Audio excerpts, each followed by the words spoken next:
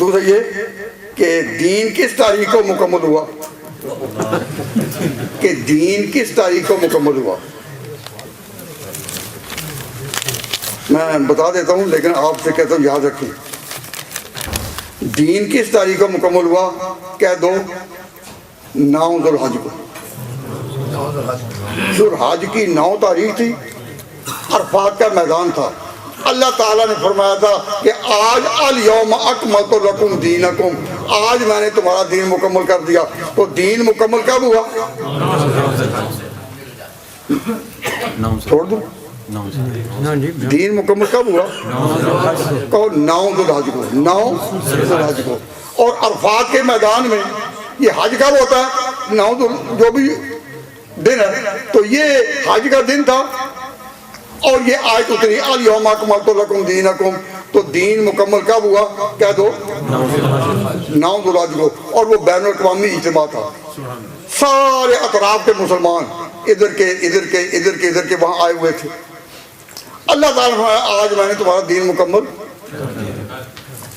کر دیا، آج میں نے تمہارا دین مکمل کر دیا. تو دین ہوا 9 ذوالحج کو مکمل. جب حج ہو گیا تو سارے حاجیوں کے قافلے اپنے اپنی سمتوں جا نکلے. مشرق والے ادھر جا رہے ہیں، مغرب والے ادھر جا رہے ہیں، وہ ادھر جا رہے ہیں، وہ ادھر جا رہے ہیں. سارے جب اپنے اپنے علاقوں کو جانے لگے تو حضور نے کدھر آنا تھا؟ حضور نے کدھر آنا تھا؟ کہو مدینہ کی طرف. یعنی حج تو مکہ کا علاقہ ہے جہاں ہوتا ہے، لیکن اس کے بعد آپ کوئی اپنے اپنے وطن کو جائے تو حجۃ الوداع کے بعد حضور نے کہاں آنا تھا؟ مدینہ میں. تو جب حضور مدینہ آ رہے تھے تو آپس میں حاجیوں کے درمیان کبھی کوئی اختلاف بھی ہو جاتا ہے، تلخ کلامی بھی ہو جاتی ہے. تو کچھ صحابہ میں آپس میں کسی بات پر کوئی اختلاف ہو گیا. حضرت علی مرزا اور کوئی اور، ان دونوں میں خیالات کا کوئی ٹکراؤ ہو گیا. تو نبی پاک صلی اللہ علیہ وسلم نے وہاں فرمایا کہ دیکھنا علی کے بارے میں کوئی بے ادبی نہ ہو. من کنت مولا فعلی مولا ہو، جس کا دوست میں ہوں علی کو بھی وہ دوست رکھے. یہ نہیں ہو سکتا کہ مجھے تو دوست سمجھے اور علی سے وہ دوستی نہ ہو. آپ سب کی علی سے دوستی ہے یا نہیں؟ تو آپ نے من کنت مولا فعلی مولا ہو، جس کا مولا میں اس کا مولا علی. اس حدیث کے ثبوت میں تو کوئی اختلاف ہے محدثین کا. حافظ جمال الدین زیلعی نے تخریج احادیث الہیہ میں اس پر جرح کی ہے سند کے اعتبار سے. وہ لکھتے ہیں کم من حدیث کثرت رواۃ و تعدد طرق و حدیث ضعیف کا حدیث الحاجب المعدوم کا حدیث من کنت مولا فعلی مولا بل قد لا یزید کثرت الطرق الا ضعفا. تو سند میں تو ہو سکتا، لیکن حضور اگر 2 صحابیوں میں یا علی کے بارے میں بدگمانی کو دور کرنے کے لیے، صلح کے لیے، حضور صلی اللہ علیہ وسلم نے اگر ارشاد فرمایا من کنت مولا فعلی مولا ہو، جس کا دوست میں اس کا دوست علی، تو میں آپ سے پوچھتا ہوں یہ اعلان کہاں فرمایا؟ رستے میں ایک جگہ تھی جس کو عربی میں ذکر کیا جاتا ہے کہ غدیر خم. جگہ کا نام خم تھا، وہاں ایک تالاب تھا.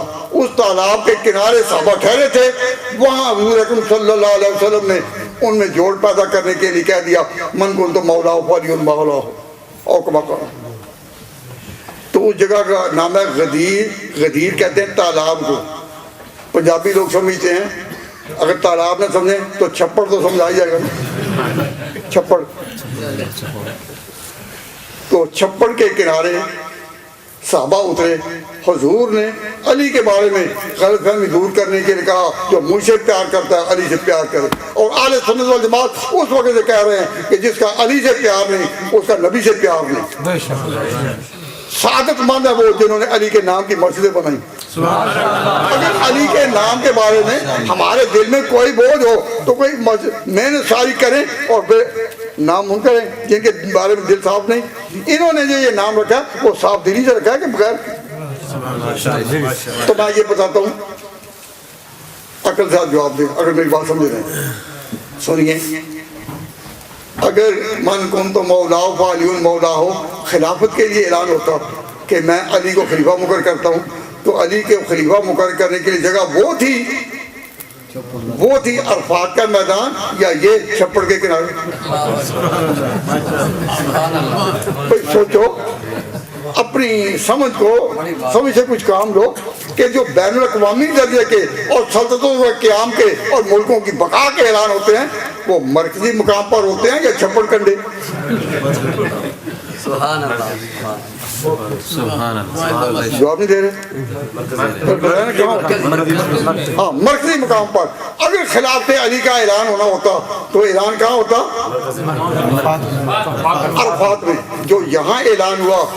جو یہاں اعلان ہوا وہ پھر مرکزی نوعیت کا نہیں، خلافت کا نہیں، نظم مملکت کا نہیں، سلطنت کا نہیں۔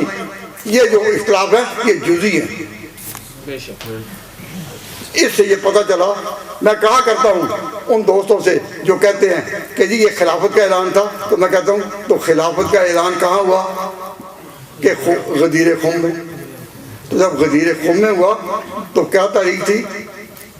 18 ذوالحج۔ تو دین مکمل کب ہوا تھا؟ 9 ذوالحج کو۔ دین مکمل کب ہوا تھا؟ 9 ذوالحج کو۔ اور غدیر خم کا واقعہ کب پیش آیا؟ 18 ذوالحج کو۔ تو 18 ذوالحج کو جو چیز بھی ہو وہ انتظامی درجے کی ہو سکتی ہے، اصول دین میں سے نہیں ہو سکتی۔ اہل سنت والجماعت کا عقیدہ ہے کہ اصول کہ خلافت اصول یہ ایک انتظامی امور میں سے ہے۔ جہاں مسلمان قوم رہتی ہو ان کا کوئی آخر نظام ہوگا، تو یہ انتظامی امور میں سے ہے، آسمانی امور میں سے نہیں۔ آسمانی امور میں آخری مرتبہ ختم نبوت کا ہے، اس کے بعد کوئی آسمانی مرتبہ نہیں ہے۔